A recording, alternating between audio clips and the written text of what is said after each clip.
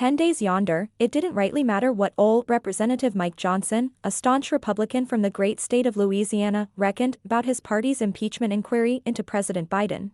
That their inquiry had been set in motion by the then Speaker, Kevin McCarthy from the wilds of California, back in September. It yielded but a single hearing later that month, and, truth be told, that hearing turned into quite the spectacle, one that most folks with any sense would reckon to be a downright embarrassment to them congressional leaders who were running it. But reckon, things took a turn, folks. Johnson, he ascended to the Speaker's chair, and in his first weekly powwow with the press since donning that fancy hat, he spoke out in staunch support of the inquiry, even though it had been put on ice like a chunk of glacier that broke free and floated down the river. Johnson, he got asked about his views on this inquiry business by some scribbler who mentioned that old House Oversight Committee Chairman James Comer from Kentucky, he's one of them inquiry ringleaders, and he'd been singing that their investigation was headin' on home, like a weary traveler. Johnson, he didn't take kindly to disputin' that notion, spinnin' it like a yarn 'bout conscientiousness, not ineptitude. He declared, "I take this here whole thing seriously, you see. I was called upon twice during President Trump's reign to defend him in the House when them Democrats were usin' impeachment for their own political games. I hollered 'gainst it each step o' the way. Now, hold on, that's a twist in a tale, folks. See, Trump, he got impeached twice, like Johnson pointed out. First time was about some whistleblower claim about Trump tryin' to wrangle Ukraine into investigating Biden. The Trump bunch held back support until that investigation was announced. The whistleblower's song and dance, coupled with news of the support holdup, kicked off that inquiry in September 2019. They started deposing witnesses in October and had hearings in November. Released a report in December. That their inquiry, it was a sturdy one, based on a third-party tattle from inside the government, and backed up by outside news. Moved fast and gathered evidence from all sorts of folks who weren't talking sides. It's pretty much the opposite of this inquiry Johnson's chairin' on now.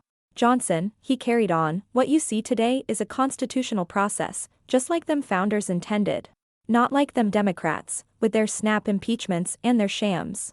He praised Comer and his posse, claiming they were working extraordinary methodically, and I reckon, outside the realm of politics. Now, let's mosey on over to the latest claim Comer threw in the ring, the one he paraded about on Thursday. It weren't about them 40 confidential informants he was peddlin' in his last fundraising spiel, nor about that $200,000 that Comer was yappin' about last week. That $200,000 turned out to be from Biden's brother, clearin' a debt. Nope, Comer was struttin' with another loan from his brother James, a loan folks already knew 'bout. Now, I reckon this here's a common trick, layin' the bait slow-like to make it seem like things are heatin' up when they ain't. It's all about gettin' them news folks to yak 'bout your claims. But let's get back to that loan that got Comer all fired up. See, this loan, it offered Comer a whiff of Chinese money. But hold your horses, folks. Joe Biden, he loaned $40,000 to his brother James on July 28, 2017, and that was after he done left office. Now, James, he'd been doing a business with Joe's son Hunter, and they'd been cozy with a Chinese energy company. Now, we can't deny that them Bidens were cashin' in on their name, but there ain't no proof that Joe was helpin' them out. Now, Comer, he's tryin' to string it all together to say Joe Biden got Chinese money. But there was almost a month twixt when the Chinese money showed up and Joe gettin' me paid. And we don't know how much other money Hunter's crew had that could have paid for that loan. So, it's like if I gave Bill Gates $10, and he bought himself a burrito a month later, can I say Bill used my money for that burrito? And at the end of the trail, we find ourselves where we usually do with Comer, him hypin' claims that crumble when you give him a good look. He's doing it all to be at the front of the GOP's battle against the president, a whole year before the 2024 showdown. He's a skin before folks help to defend his good name, painting himself as a knight in shiny armor against a dragon he's claimin' to be the Biden crime family. But if your pitch is that you're fightin' a dragon, you better prove there's a dragon.